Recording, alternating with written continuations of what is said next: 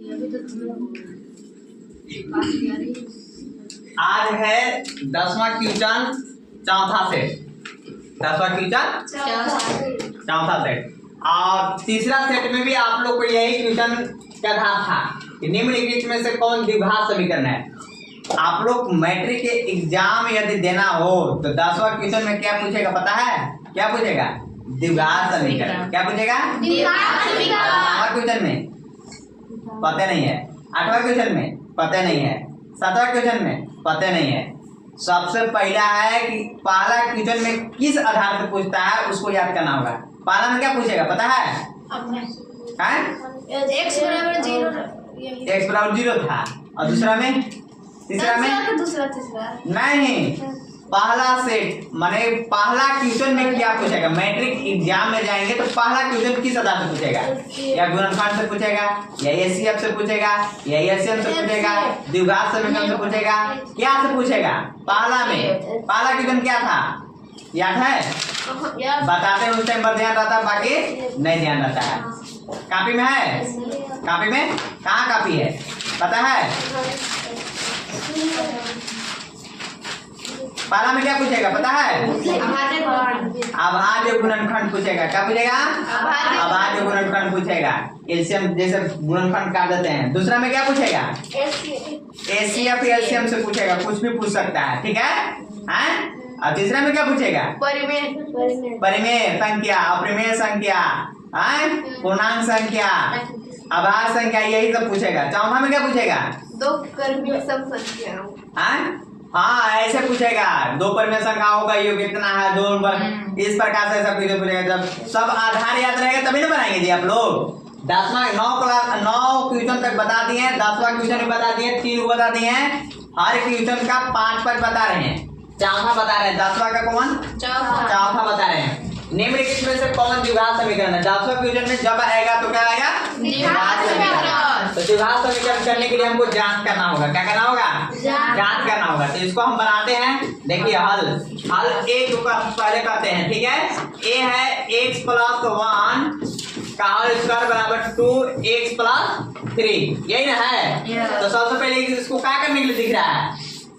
हमको गुणा करने के लिए दिख रहा है ना? क्या करने के लिए दिख रहा है? क्वेश्चन देखो इधर, अभी उतारना किसी को नहीं है।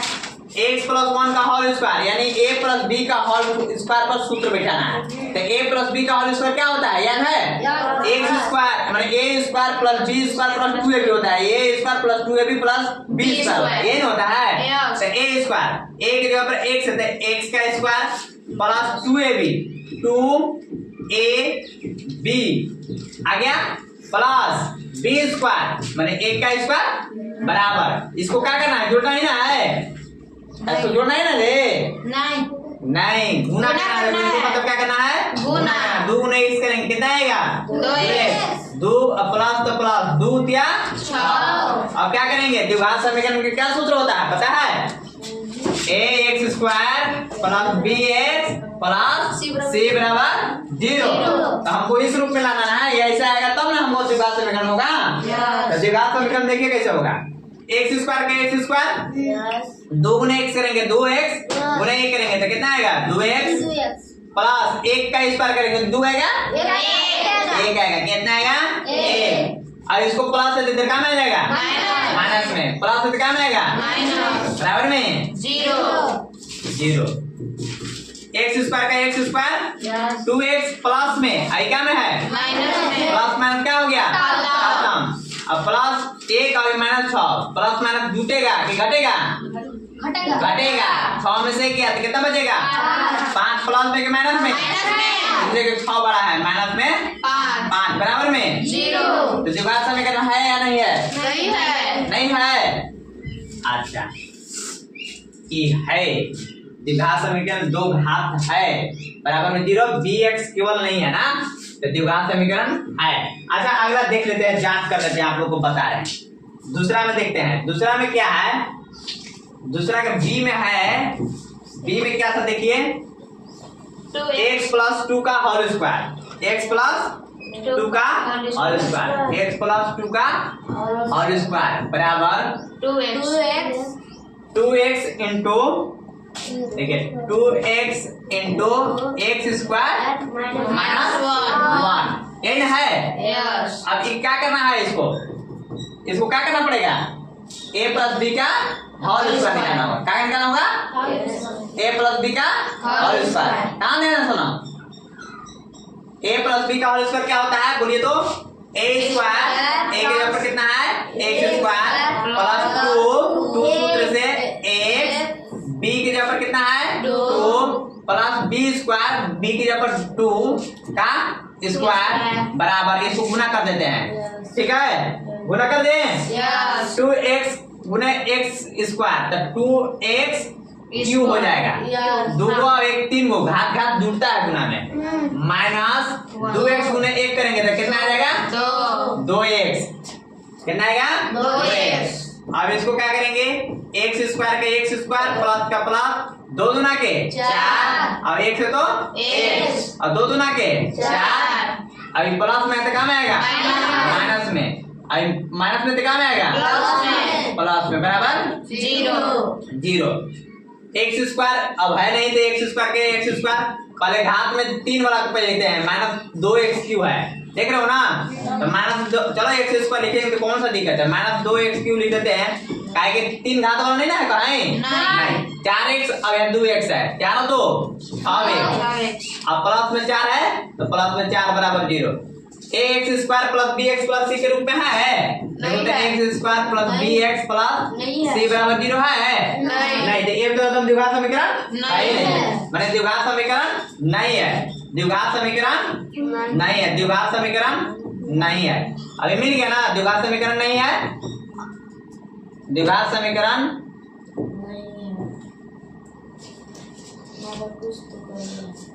नहीं है ना, नहीं है।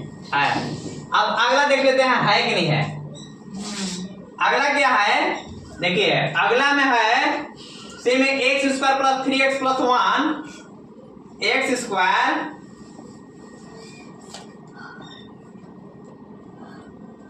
देखो एक्स स्क्वायर प्लस 3x प्लस 1 equal to x minus x minus 2 whole square का होल स्क्वायर और है 9। अब इसको देखिए इसी वाला में जांच कर रहे हैं ना, एक्स स्क्वायर के एक्स स्क्वायर प्लस 3x का 3x प्लस 1 है तो 1, a प्लस अरे a माइनस b का होल स्क्वायर बराबर क्या होता है a square minus 2ab plus b square, तो a स्क्वायर a के square a square minus 2ab 2a, अब b की जगह पर 2 है तो 2 और प्लस में b का स्क्वायर, कोई दिक्कत, एक्स स्क्वायर प्लस 3x प्लस 1 है तो 1, ये प्लस में क्या में आएगा माइनस में 2 दूना के 4x, माइनस माइनस और माइनस होते इधर का में जाएगा प्लस, 2 दूना के 4x कर दिए, कोई दिक्कत नहीं ना है, अब प्लस में है तो माइनस में आएगा 2 दूना के 4 बराबर में 0, एक बार और लिखना चाहिए था लेकिन नहीं लिखे, ठीक है, काय का हल करके डायरेक्ट लिख दिए था ना, प्लस तो माइनस में इधर पे दिए, ठीक, एक्स स्क्वायर प्लस में आएगा में माइनस में खत्म, 3x और 4x 7x प्लस माइनस घटेगा, 4 में से 3 माइनस में 3 होगा क्योंकि बड़ा 4 है, बराबर में 0, द्विघात समीकरण है नहीं है, आपको सी और डी में इनमें कोई नहीं, तो इसमें बताइए a में x प्लस 1 का स्क्वायर प्लस में 2 इंटू एक्स प्लस 3 क्या द्विघात समीकरण आया है, नहीं ना है, दो घात है इसमें इसलिए है ये ना, द्विघात समीकरण ऐसे भी रहेगा तो द्विघात समीकरण ये नहीं रहेगा, तब अगर ये इस जगह एक x नहीं रहेगा तभी कोई दिक्कत नहीं है ना, द्विघात समीकरण है, क्या लिखेंगे द्विघात समीकरण है, द्विघात समीकरण है, अब उधर वाला में नहीं है ना, द्विघात समीकरण है, आगे समझ में, 10वां के लिखिए आप लोग, 2 घात है इसमें तो इसलिए द्विघात समीकरण है।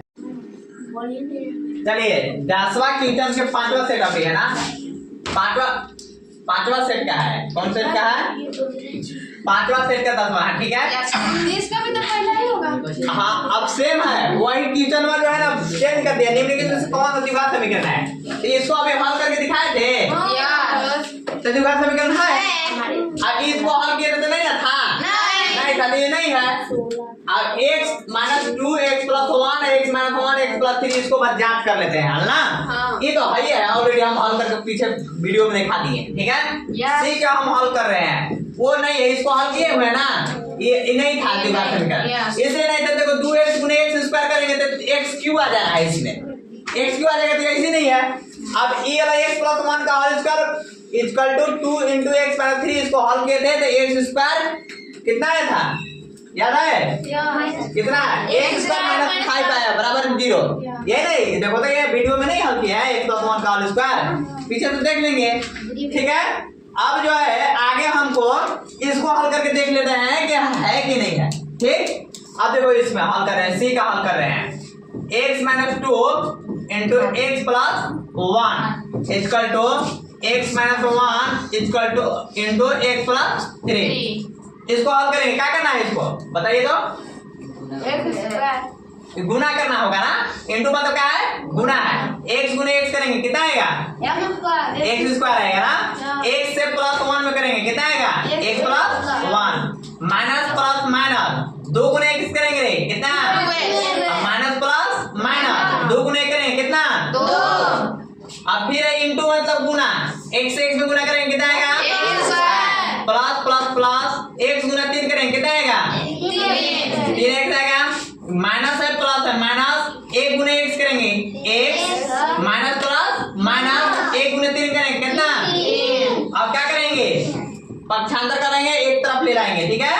X square plus x minus 2x minus 2, इसको इधर ले आते हैं, एक्स स्क्वायर माइनस में प्लस में माइनस में आएगा ना, ये माइनस में कितना आएगा 3x, ये माइनस में तो कम आएगा प्लस में x, ये माइनस में तो कम आएगा प्लस में 3 बराबर में कितना 0 कोई जगह। एक्स स्क्वायर प्लस में माइनस में क्या हो गया खत्म, x प्लस में है और x प्लस में है, दो x हो जाएगा। और देखो x दो x, चलो प्लस वाला पहले लिख देते हैं, माइनस 2x माइनस में 3x माइनस में 5x माइनस 2 प्लस 3, तो 3 में 2 गया, एक बचेगा प्लस में 1 आएगा क्योंकि प्लस 3 बना है ना, बराबर में 0, 2 में से 5 गया तो माइनस में 3x प्लस में 1 बराबर में 0। द्विघात समीकरण है ना, क्यों नहीं है, क्योंकि इसका घात 2 नहीं है ना, 2 नहीं है, इसे द्विघात समीकरण नहीं है, द्विघात समीकरण के रूप में नहीं है।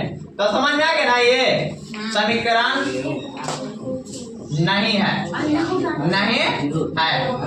द्विघात समीकरण कब जानते हैं कि द्विघात समीकरण होता है, उसका कपार पर 5 लिखा रहता है, कैसे बोलो, उसका द्विघात समीकरण कैसे होता है, x square plus bx plus c बराबर 0। तो अब हमारा क्या होगा द्विघात समीकरण। तो देखो इसमें ये आया नहीं आया, इसमें आया था ना, और इसमें आया था नहीं, इसमें आया नहीं, जब इसमें नहीं आया तो इनमें कोई नहीं, माने कि इनमें कोई नहीं, तो ये भी गलत हो गया क्योंकि इसमें ये वाला है।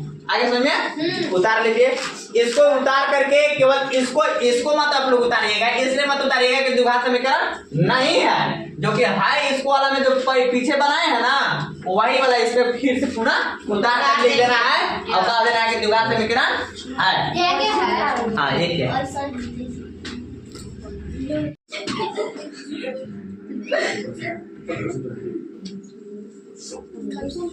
देखो 10वां क्वेश्चन में जो है हम लोग जांच किए कि द्विघात समीकरण है या नहीं है। हम लोग जैसे हल करके इसके बाद पता चला कि हल करने के बाद समीकरण द्विघात समीकरण है कि नहीं है। द्विघात समीकरण कब होता है, जब a square plus bx plus c बराबर 0 तब होगा ना। लेकिन इसमें जो है अब 11वां क्वेश्चन में जो है आपको न्यू है, आपको थोड़ा ध्यान बारीकी से समझना है। प्रमेय है, त्रिभुज से क्वेश्चन है, चैप्टर का नाम है त्रिभुज, और उसी त्रिभुज से ही आपको ये क्वेश्चन दिया हुआ है और उस प्रमेय को याद करना पड़ेगा। क्या याद करना पड़ेगा, देखा होगा 2 समरूप त्रिभुज है, तो 2 को समरूप त्रिभुज है, कैसा त्रिभुज है ये समरूप। देखिए इसको अच्छी तरह से समझिएगा, ए है अब बी है, एक सी है, और एक त्रिभुज है P है अब Q है और R है। ठीक है। तो ये जो है दो समरूप त्रिभुजों के क्षेत्रफलों का अनुपात 16:9 है। माने इसका त्रिभुज ये जो क्षेत्रफल इसका 16 है और इसका 9 है। इस प्रकार से तो उनकी संगत भुजाओं का अनुपात होगा। तो संगत भुजाओं का अनुपात क्या होगा उसको देखना है। तो इसका प्रमेय जो कहता है कि प्रमेय जो है प्रमेय एक याद करना होगा। क्या प्रमेय हल में लिखेंगे जब इस प्रकार से रहता है। प्रमेय है दो समरूप त्रिभुजों का क्षेत्रफल, दो समरूप त्रिभुजों का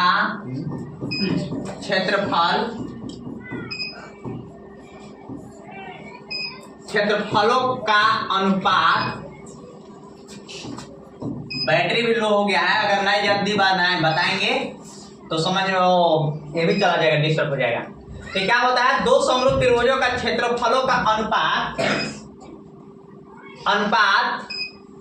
उनके संगत भुजाओं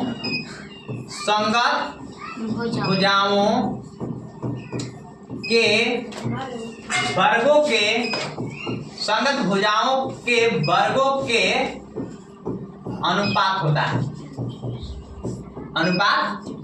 है। ये नियम है, प्रमेय कहता है। ये प्रमेय है, प्रमेय सिद्ध करके आप लोग को दिखाएंगे।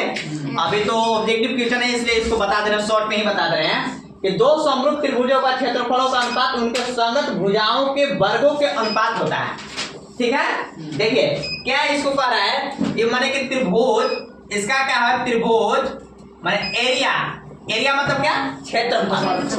एरिया मतलब क्या क्षेत्रफल। एरिया त्रिभुज ABC बाटा अनुपात में है बाटा एरिया त्रिभुज कितना PQR।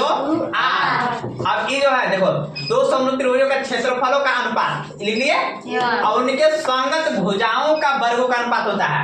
तो AB के वर्ग के भुजा का समानुपाती है PQ। कौन है AB का, कौन है PQ है। तो AB का स्क्वायर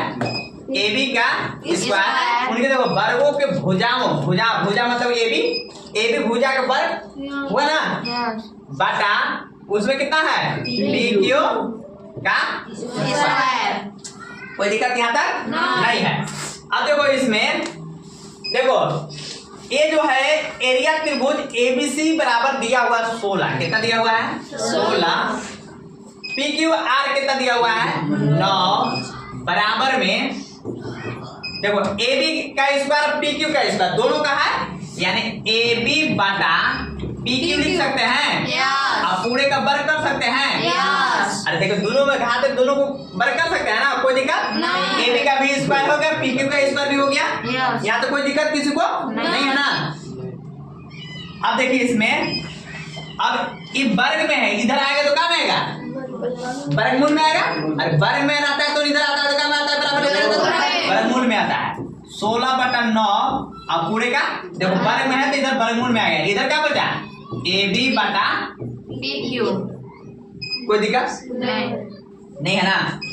अब देखिए अब जो है इसका वर्ग माने वर्गमूल 16 का वर्गमूल कितना 4। अब 9 का वर्गमूल कितना 3 यानी AB बटा PQ। तो AB अनुपात PQ हुआ यानी AB के 4 अनुपात 3। देखो कहाँ ऑप्शन में 4 है ना, यानी कि हमारा ऑप्शन सही है यानी C हो गया। तो इस प्रकार से हमको प्रमेय कहता है कि क्षेत्रफलों का अनुपात बराबर में होता है भुजाओं को वर्गों के अनुपात। तो भुजाओं को वर्गों का अनुपात निकाले कि नहीं निकाले तो 4:3 आया ना।